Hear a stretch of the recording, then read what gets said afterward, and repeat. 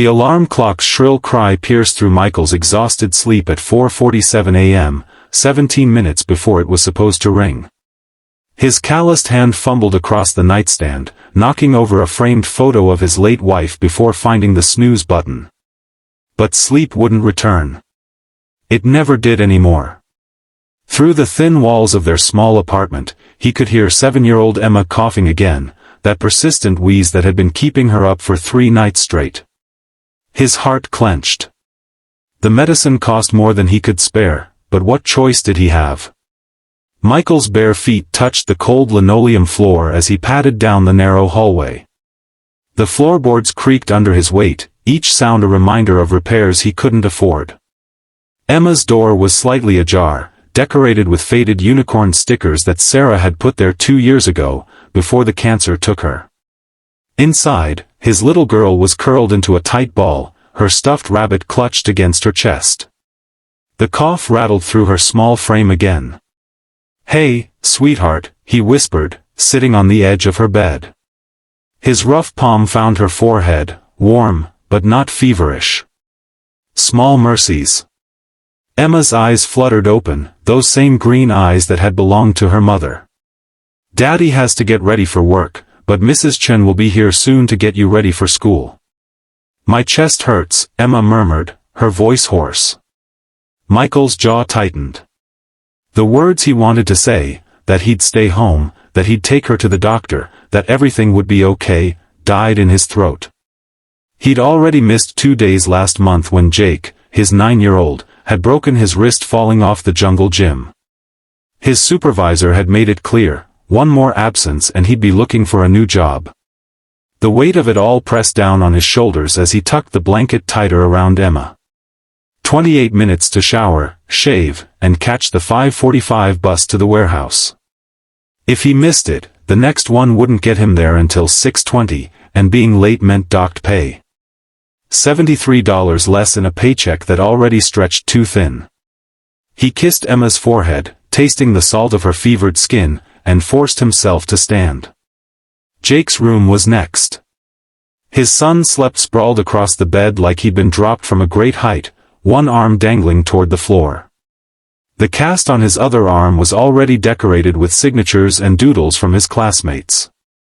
At least Jake could sleep through anything, a blessing when your father had to leave before dawn 6 days a week. Michael adjusted the boy's blanket and noticed the math homework on his desk, only half finished.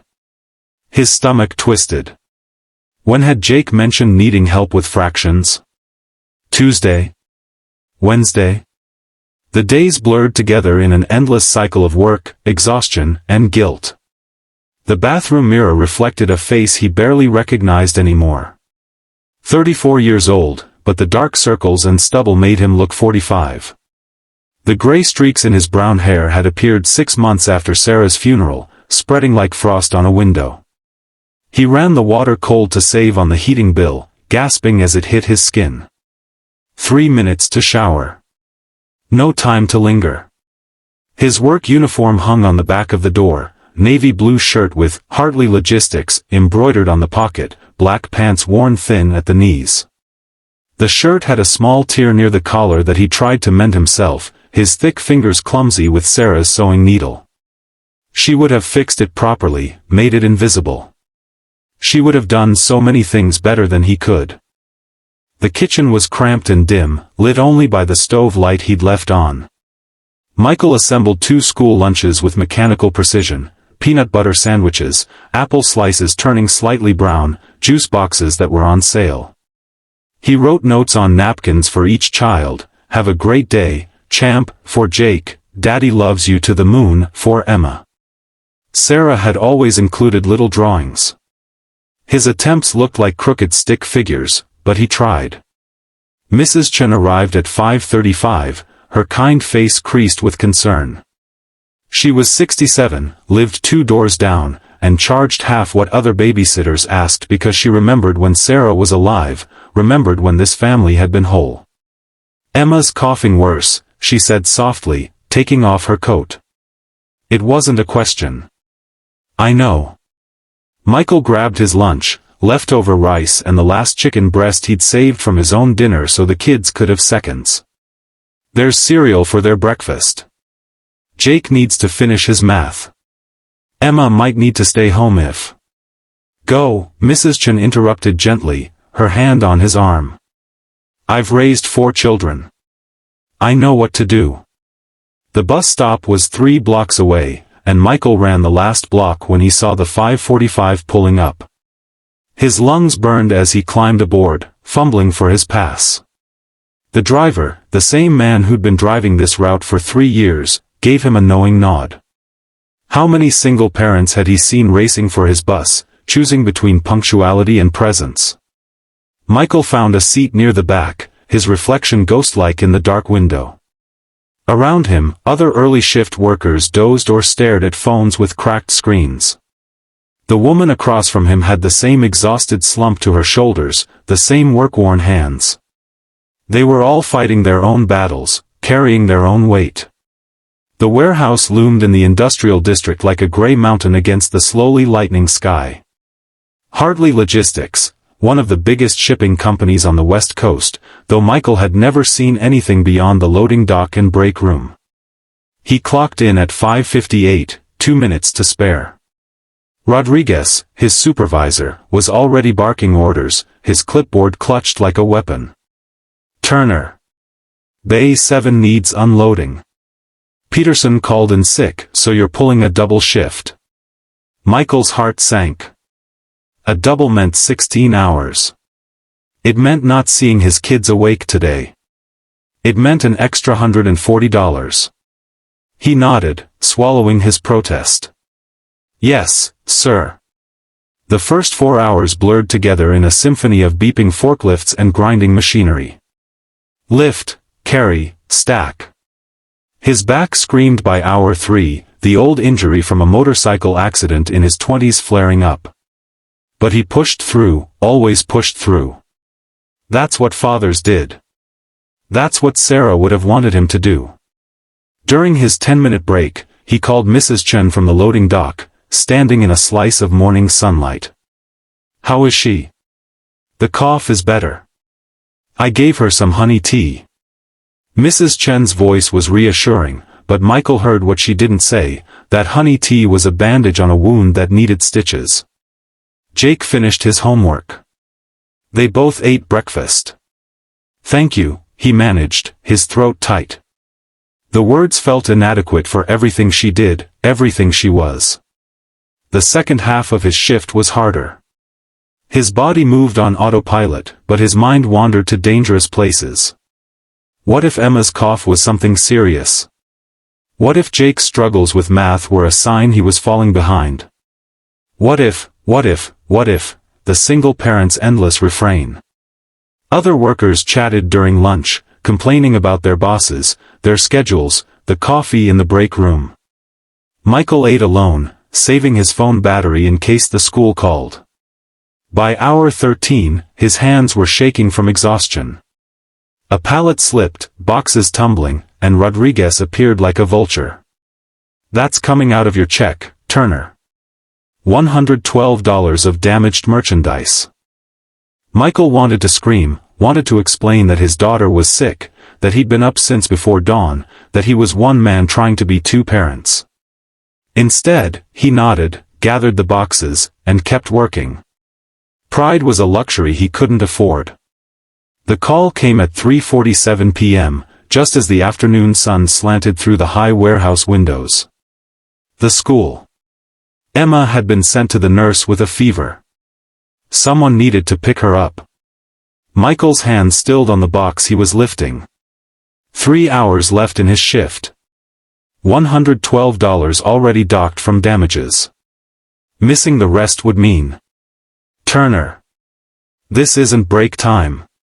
He looked at Rodriguez, at the stacks of boxes still waiting, at his phone showing his daughter's school. For a moment, the weight of it all threatened to crush him, to drive him to his knees right there on the concrete floor. Then he thought of Emma's fevered face this morning, of the promise he'd made to Sarah in those final days. Family first. Always family first. I have to go, he said quietly. My daughter's sick. Rodriguez's face flushed red. You leave now, don't bother coming back Monday. The words hung in the air like a death sentence. No job meant no insurance. No insurance meant no medicine for Emma. No medicine meant, Michael closed his eyes, feeling the trap close around him. Please. Just this once. I'll work 3 doubles next week, I'll. Rules are rules, Turner. Decide. Mrs. Chen met him at the school, having already picked up Jake. She'd paid for a taxi with her own money, waving away his protests. Emma was pale as paper, burning with fever, clinging to him like she might float away if she let go. The emergency room visit cost $400 after insurance, money he didn't have, would have to borrow from somewhere, somehow. The doctor, young and tired-looking, prescribed antibiotics and rest. She'll be fine, she assured him, but her eyes were already moving to the next patient, the next crisis.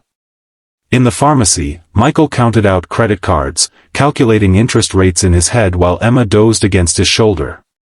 Jake stood quietly beside him, too quietly, the way children do when they sense their parent is at the breaking point. That night, after both kids were asleep, Emma's breathing finally clear, Jake curled up beside her, to keep her company. Michael sat at the kitchen table with his laptop, searching for jobs. The warehouse had been stability, had been benefits, had been enough to scrape by. Now even that was gone. His savings account showed $247.83. Rent was due in 6 days. His phone buzzed with a text from Rodriguez. Changed my mind. You can come back Monday, but you're on probation. One more issue and you're done. Relief flooded through him so suddenly that his hands shook. It wasn't forgiveness, wasn't kindness, it was calculation. Training someone new cost more than keeping him. But Michael would take it, would swallow his pride and take whatever scraps were offered, because that's what fathers did. The weekend arrived like a gift he couldn't afford to enjoy. Saturday morning found all 3 of them on the couch, Emma still weak but smiling, Jake reading comics aloud in silly voices. Michael had made pancakes, the kind from a box, not Sarah's from-scratch recipe he could never quite replicate. They tasted like cardboard and love. Dad, can we go to the beach tomorrow? Jake asked suddenly. Mom always said the ocean air was good for coughs. Michael's first instinct was no. Gas cost money. Parking cost money. Everything cost money. But then he saw their faces, hopeful and young and trusting that sometimes good things could still happen. Sarah would have said yes. Sarah always found a way to say yes. We'll see, he said, which every parent knew meant probably not, but he couldn't bear to watch hope die in their eyes. Not today. That night, after bedtime stories and goodnight kisses, Michael stood in Sarah's closet. He'd kept everything exactly as she'd left it, her clothes still smelling faintly of lavender. Sometimes he came here just to remember what it felt like to not be alone, to have someone else carry half the weight. Her journal sat on the shelf, and he opened it to a random page, needing her wisdom, her voice. Michael worked so hard, she'd written 2 months before her diagnosis. Sometimes I worry he doesn't know how loved he is, how valuable beyond just what he provides. I want our children to see him laugh more, to watch him be silly and carefree. Life is so short. We forget that until it's too late. The words blurred through his tears. She'd known, somehow. Even then, she'd known their time was limited. And here he was, wasting the time he had left with their children on worry and fear and the endless grind of survival.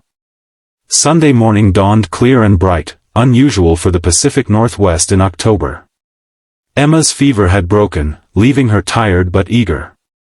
Jake had already found their beach toys in the garage, artifacts from a happier time. The gas gauge showed a quarter tank, enough to get there and back if he coasted down hills. Beach day. Emma squealed, her first real smile in days. Michael made sandwiches with the last of the peanut butter, filled water bottles from the tap, and found Sarah's old beach blanket, the one with the faded butterflies that she'd bought at a garage sale their first summer together. The drive took 40 minutes, winding through forests where the leaves had turned gold and crimson. The kids sang songs from the radio, making up words they didn't know, and for brief moments, Michael forgot about money and jobs and the crushing weight of doing this alone. They were just a family going to the beach, complete in their incompleteness. Parking was free at the state beach, a small miracle. The path to the sand wound through beach grass and driftwood, opening suddenly to reveal the vast Pacific, gray-green and endless. The kids ran ahead, their laughter caught by the wind and thrown back like a gift. Michael followed slowly, carrying their supplies, watching them discover shells and seaweed with the wonder of children who hadn't been to the beach since their mother died. They claimed a spot near a cluster of rocks, far enough from the water to be safe but close enough to hear the waves' eternal conversation. Emma built sandcastles with the dedication of an architect, while Jake searched for crabs in the tide pools. Michael sat on the blanket, letting the sun warm his face, feeling something odd in his chest for the first time in months. "Dad, look!" Jake held up a perfect sand dollar, unbroken and white as bone. "Mom always said these were good luck." Michael took it carefully, remembering Sarah's collection in a box somewhere in the closet. She was right. Keep it safe. They ate lunch with sandy hands, the peanut butter sandwiches somehow tasting better with the salt air.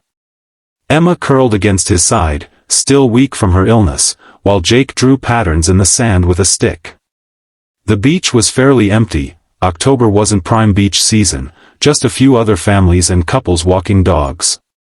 That's when everything changed.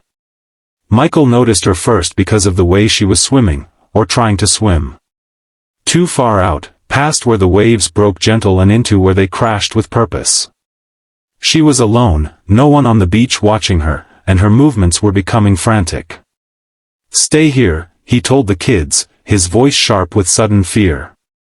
"Do not move."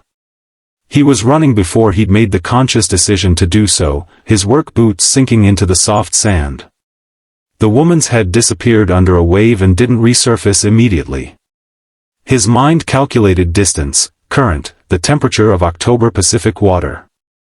All the calculations said this was dangerous, possibly fatal. But then her head broke the surface, gasping, and went under again. Michael stripped off his shirt as he ran, kicked off his boots at the water's edge. The cold hit him like a physical blow, stealing his breath. But he pushed forward, diving under the first wave, swimming hard toward where he'd last seen her. His body, exhausted from years of warehouse work, from single parenthood, from the bone-deep tired that never quite left, somehow found strength. A rip current had her. He could feel it pulling as he got closer, that inexorable force that killed swimmers every year on this coast. The woman was fighting it, exhausting herself, panic making her movements inefficient. Michael had grown up on these beaches, had learned from his grandfather how to escape a rip, swim parallel to shore, don't fight directly against it. He reached her just as she went under again, her dark hair spreading like seaweed in the green water. Diving down, his hand found her arm, pulled her up. She was unconscious now, dead weight in the water. Michael wrapped his arm around her chest, the way he'd learned in a lifeguard course he'd taken 20 years ago, and began the slow, exhausting swim parallel to the shore, letting the current take them out while he worked sideways, looking for the edge of the rip. His legs burned. His lungs screamed. The woman's body was limp against him, and he couldn't tell if she was breathing. On the beach, he could see people gathering, pointing. Someone was running toward his children, good.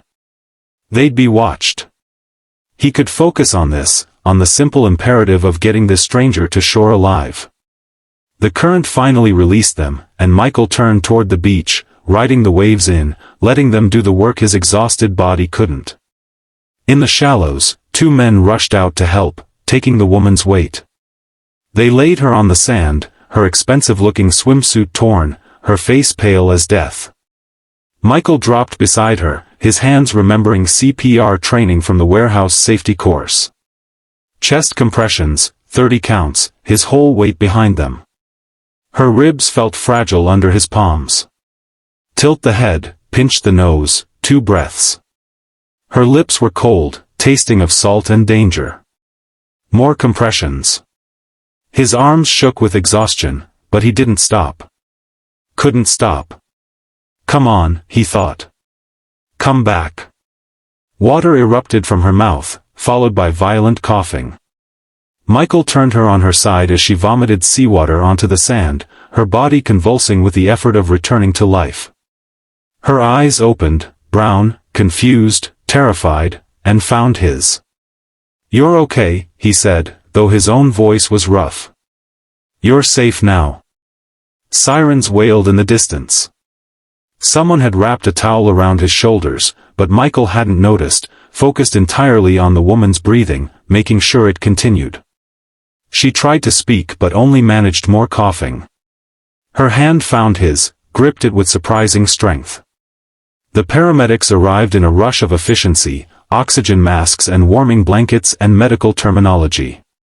They moved the woman onto a stretcher, checking vitals, asking questions she was too disoriented to answer. Michael stepped back, suddenly aware of his own body, the violent shaking, the exhaustion that threatened to drop him to his knees. "Sir, you need to be checked too," one of the paramedics said. "Hypothermia's a risk." "I'm fine." He was already moving toward his children, who stood with an elderly couple, Emma crying, Jake trying to be brave. "I have to, my kids." The woman on the stretcher raised her hand, trying to get his attention, but the paramedics were already loading her into the ambulance. Their eyes met for a moment, hers full of something that might have been gratitude or shock or simple human recognition of a life saved, and then the doors closed, and she was gone. Michael gathered his children against him, both of them talking at once. "Dad, you were like a superhero," Jake said, his eyes bright with awe and fear. Emma just clung to him, her small body shaking. "I'm okay," he told himself. "Everyone's okay." But he wasn't okay, not really. The adrenaline was fading, leaving him hollow and trembling.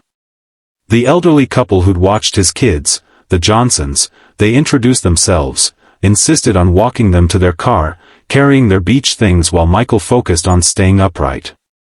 His body felt like it belonged to someone else, someone who'd been stretched too thin and finally snapped back. The drive home was quiet. The kid sensed something had shifted, some invisible line crossed. Michael's hands shook on the steering wheel, and twice he had to pull over, claiming he needed to adjust something when really he needed to convince himself he was still alive, still here, still capable of getting his family home safe. That night, after hot showers and soup from a can, after checking Emma's temperature one more time and helping Jake with the math homework he'd remembered at bedtime, Michael sat alone in the dark kitchen. His body ached in ways that had nothing to do with the rescue. It was the ache of almost losing his job, almost being unable to provide, almost watching someone die while his children watched him. He thought about the woman. Who was she? Why had she been swimming alone in October? Was she okay now? The questions circled without answers.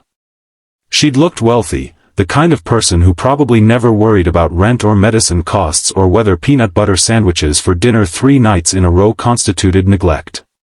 Their lives had intersected for those crucial moments in the water, then separated again, returning to their different worlds. Monday came too soon. Michael's body protested every movement, his muscles screaming from the swim, the cold, the stress. But he got up at 4:47 a.m., made the lunches, wrote the notes, caught the 5:45 bus. Rodriguez barely looked at him when he clocked in, just pointed to the usual bay. Back to the grind. Back to survival. The week passed in its usual blur. Emma's cough finally disappeared completely, though the medical bills didn't. Jake got a B on his math test, which he presented like a trophy. Mrs. Chen brought them dinner on Wednesday. "I made too much," she lied kindly. Michael worked, parented, collapsed into bed, and did it all again the next day. It was Thursday when everything changed again. Michael was in Bay 7, moving pallets of electronics, when Rodriguez's voice crackled over the intercom, all warehouse staff to the main floor. Mandatory meeting in 5 minutes. Michael's stomach dropped. Mandatory meetings meant layoffs, or safety violations, or some new policy that would make their jobs harder. He set down his load and followed the stream of workers to the main floor, finding a spot near the back where he could leave quickly if the kids' school called. Rodriguez stood at the front with other supervisors, all looking unusually nervous. Behind them, a woman in an expensive suit was talking quietly with someone from HR. Michael couldn't see her face, but something about her posture seemed familiar. "Listen up," Rodriguez called out, his usual bark subdued. "We have a special visitor today." The CEO wanted to address everyone personally. Whispers rippled through the crowd. The CEO? Helena Hartley herself? She was legendary, built the company from nothing, never visited the warehouse floor, was worth hundreds of millions according to the news articles taped to the break room wall. Why was she here? The woman in the suit turned around, and Michael's world tilted. Dark hair, now perfectly styled instead of floating in seawater. Brown eyes, clear and focused instead of confused with near drowning. The same face he'd breathed life back into just days ago. Helena Hartley, CEO of Hartley Logistics, the woman he'd pulled from the waves. Their eyes met across the warehouse floor, and he saw the exact moment she recognized him. Her composed expression cracked, showing surprise, then something deeper, relief, gratitude, a storm of emotions quickly controlled. She spoke quietly to the HR representative, who looked confused, then started scanning the crowd. "Before we begin," Helena said, her voice carrying despite its softness, "I need to find someone. A man who was at Cannon Beach on Sunday. Who saved my life." Every head turned, looking for this hero. Michael tried to shrink back, to disappear, but Jake's voice echoed in his memory, "You were like a superhero."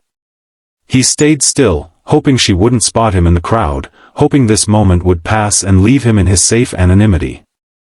But her eyes found him again, held him. "You," she said, pointing directly at him. "Please, come forward." The crowd parted like the Red Sea. Michael walked on legs that felt like water, aware of every eye on him, of Rodriguez's shocked expression, of the sudden shift in the very air of the warehouse. He stopped a few feet from her, unsure of the protocol for meeting someone whose life you'd saved, especially when that someone controlled your ability to feed your children. "I didn't get to thank you," Helena said, and her voice broke slightly on the words. "I was swimming alone." "Stupid, I know. I've been going through a divorce, and I just wanted to feel something other than anger." The water was supposed to be calming. Instead, she stopped, composed herself. "You saved my life. I don't even know your name." "Michael Turner, ma'am." "How long have you worked here, Michael?" 6 years. She turned to Rodriguez. "Is he a good employee?" Rodriguez, for once, seemed at a loss for words. "He's reliable. Hard worker. Sometimes has family issues. He's a single father," Mrs. Patterson from HR interrupted, having apparently looked up his file on her tablet. 2 children. Wife deceased 2 years ago. Helena's expression softened further. "You risked your life to save a stranger, while your children watched?" Michael nodded, unable to trust his voice. "I've been thinking about that moment all week," Helena continued, addressing him but speaking loud enough for everyone to hear. The courage it took. The selflessness. "I was drowning, Mr. Turner, and not just in water. My divorce, my company, the pressures of success, I'd lost sight of what mattered. When I went under that last time, I thought about all the things I'd never done, all the kindness I'd never shown, all the ways I'd failed to use my position to actually help people." She paused, looked around the warehouse at the faces watching her. I built this company on the backs of workers like all of you. But when was the last time I walked this floor? When did I last ask if wages were fair, if benefits were enough, if you could actually live on what we pay? The silence was deafening. Mr. Turner, she said, turning back to him. I owe you my life. But more than that, you've reminded me why I started this company, to provide good jobs, to help families thrive, not just survive. She looked at Rodriguez. Effective immediately, Mr. Turner is promoted to shift supervisor, with the appropriate salary increase. And his children will have full access to the company's executive healthcare plan. Michael felt his knees nearly buckle. Shift supervisor meant salary, not hourly. It meant no more counting minutes on the time clock. It meant real health insurance, the kind that would have covered Emma's medicine without question. Ma'am, I didn't save you for a reward. I know, Helena interrupted gently.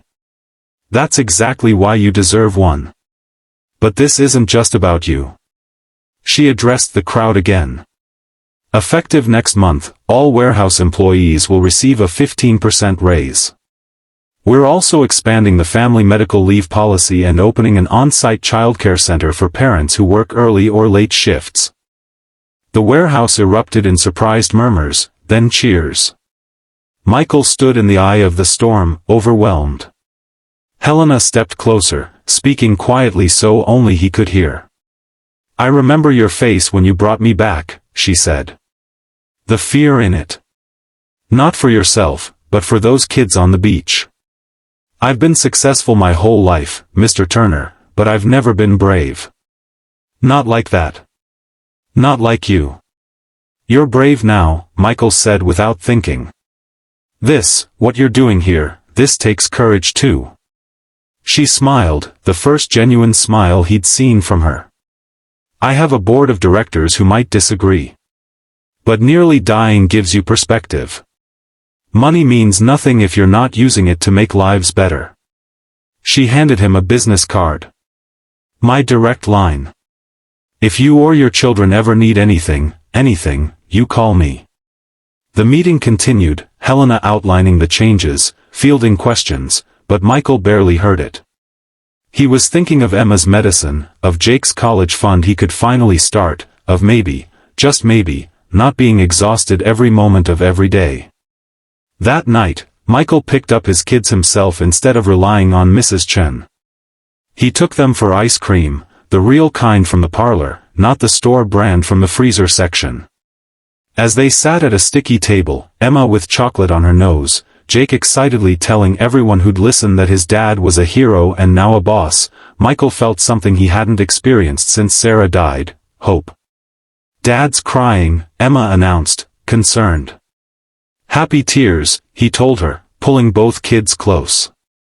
Sometimes people cry when good things happen too. Mom would be proud, Jake said quietly, and Michael nodded, unable to speak past the lump in his throat. Later, after bedtime stories that he had energy to do voices for, after goodnight kisses that didn't feel rushed, Michael stood in Sarah's closet again. But this time, instead of seeking comfort in the past, he was making a promise to the future. We're going to be okay, he whispered to her memory. Different than we planned, but okay. His phone buzzed with a text from an unknown number, this is Helena. I wanted to make sure you got home safely.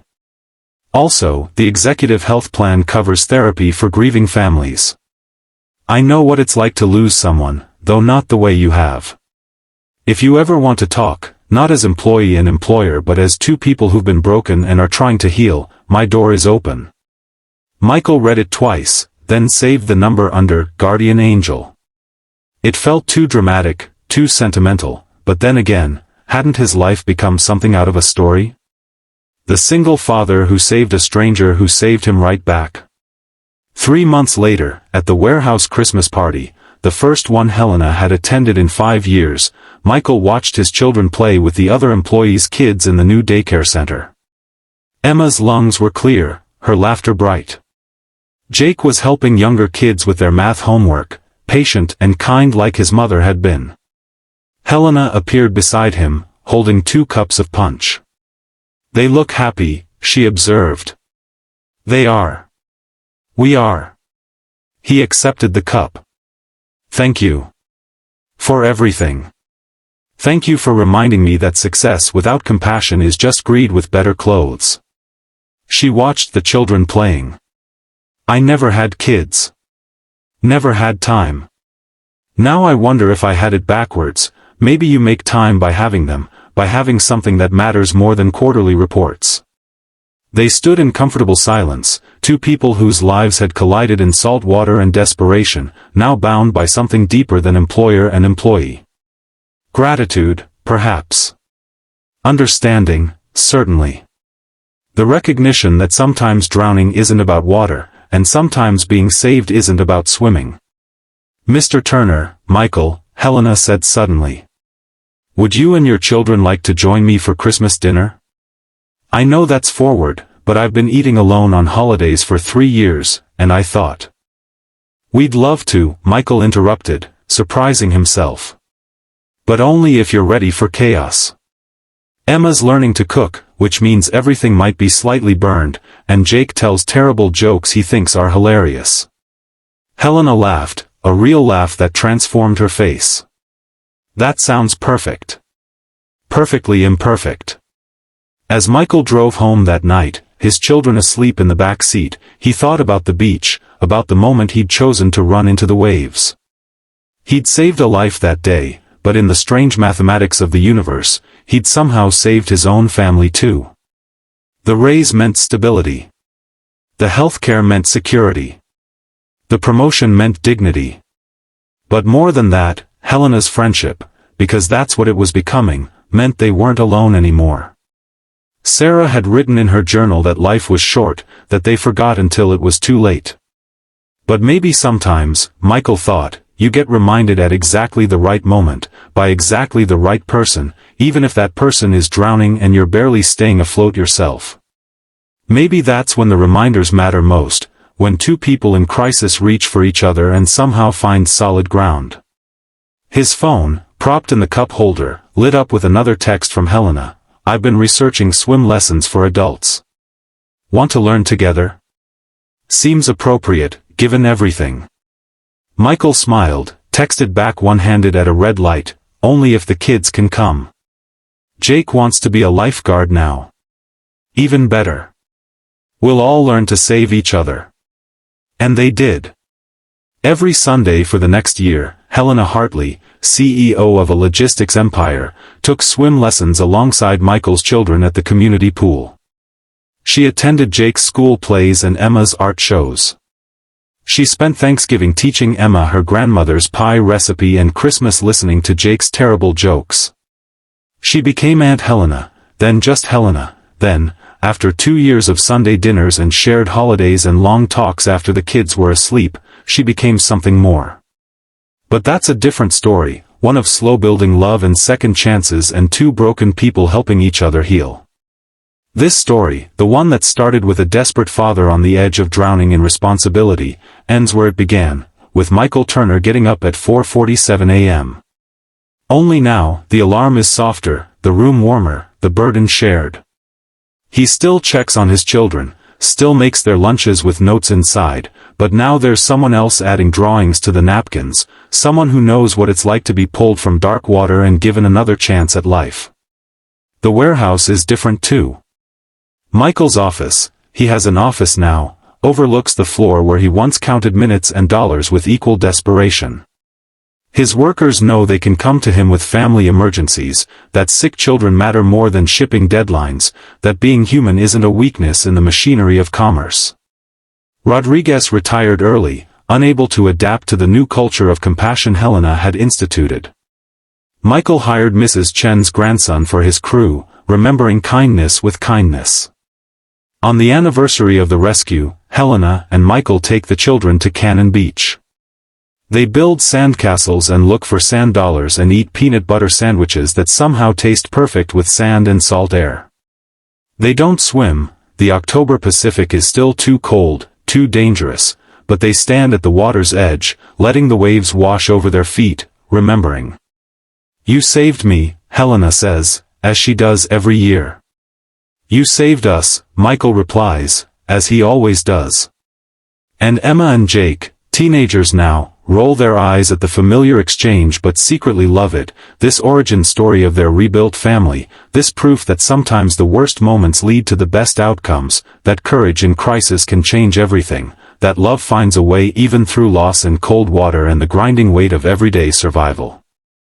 The beach holds their footprints for a moment before the next wave erases them, but the impression they've made on each other's lives is permanent, written in something more lasting than sand, in hospital bills that don't cause panic, in college funds that actually exist, in a home where laughter comes easier than tears, in the certain knowledge that no one in this family will ever drown alone again.